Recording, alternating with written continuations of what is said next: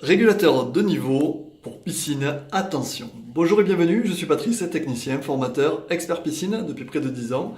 Et aujourd'hui, je vais vous expliquer pourquoi c'est très bien d'avoir un régulateur de niveau, mais surtout pourquoi il faut faire attention au régulateur de niveau automatique. Alors, comment ça fonctionne un régulateur de niveau automatique? Eh bien, on a une arrivée d'eau qui est soit l'eau de ville, soit l'eau du puits. Là, ici, c'est l'eau du puits que l'on voit.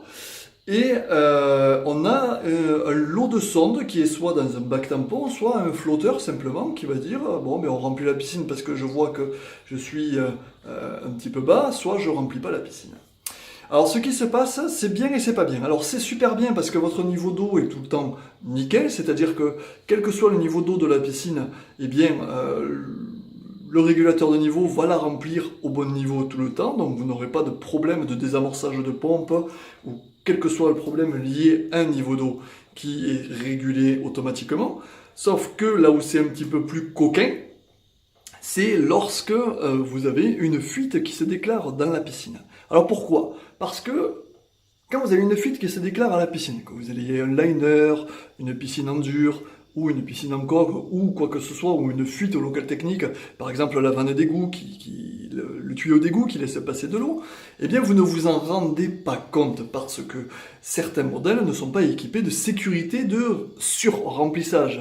Je veux dire par là que si autant à partir de 3 heures après le début du remplissage, je n'ai pas rempli ma piscine, à ce moment-là, je vais alerter l'utilisateur. Certains sont équipés et d'autres régulateurs de niveau ne le sont pas. Voilà, donc ce qui se passe, c'est que vous allez consommer de l'eau, consommer de l'eau, consommer de l'eau, vous n'allez pas vous en rendre compte, et quand vous allez avoir la facture d'eau qui va arriver à la maison, eh bien là par contre, vous allez un petit peu moins rigoler parce que c'est pas rigolo du tout.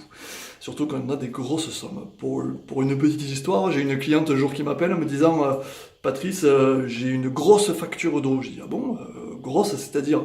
Elle me dit j'ai 10 000 euros d'eau. 10 000 euros, enfin, un truc juste incroyable pour moi, j'avais jamais vu ça. Et effectivement, quand je suis allé chez cette personne, il y avait un problème de fuite de piscine et bon, elle ne pouvait pas le voir car c'était rempli automatiquement par un système de surpression. Donc ne sachant pas, n'ayant pas été alerté avant, eh bien elle m'a appelé en me disant ça. Donc maintenant c'est réparé, je lui ai mis un coffret avec une alarme dessus de surremplissage. Le problème n'y est plus, mais bon, c'était des gens qui étaient quand même aisés, donc tant mieux pour eux. Voilà, donc ils ont pu assumer cette facture. Donc là, truc qu'il faut suivre quand on met un régulateur de niveau automatique, c'est impérativement mettre un compteur. Voilà, vous mettez un compteur juste en dessus de l'électrovanne, en dessous de l'électrovanne. Vous faites comme vous voulez, mais vous mettez un compteur pour pouvoir contrôler la consommation d'eau de votre piscine. C'est très très important. Après, vous allez me demander, oui, mais Patrice, à partir de quel moment je sais que ma consommation d'eau ne présente pas de fuite ou présente des fuites?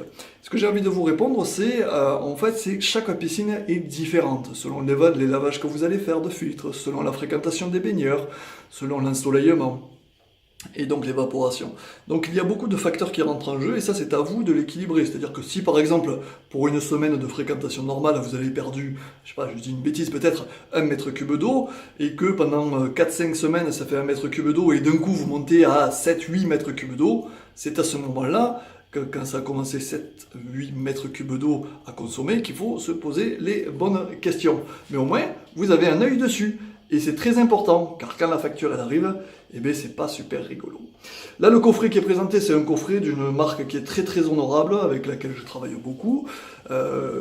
Ces anciens modèles-là ne sont pas équipés d'alarmes de surremplissage. Mais bon, cependant, il y a un compteur. L'artisan qui a fait ça, c'était pas moi qui avais fait ça à l'époque, c'est assez vieux. A bien fait son travail, donc bravo à lui. Voilà, donc j'espère que cette vidéo vous aura bien expliquer comment faire attention avec votre régulateur de niveau d'eau, que ce soit un régulateur électronique comme celui-ci, ou même le régulateur avec le flotteur qui est à côté de votre piscine. Soyez très vigilants. Abonnez-vous, likez, commentez, partagez la vidéo, ça peut servir à beaucoup. J'espère que ça vous aura encore une fois aidé. Je vous remercie pour votre fidélité et je vous dis à très bientôt.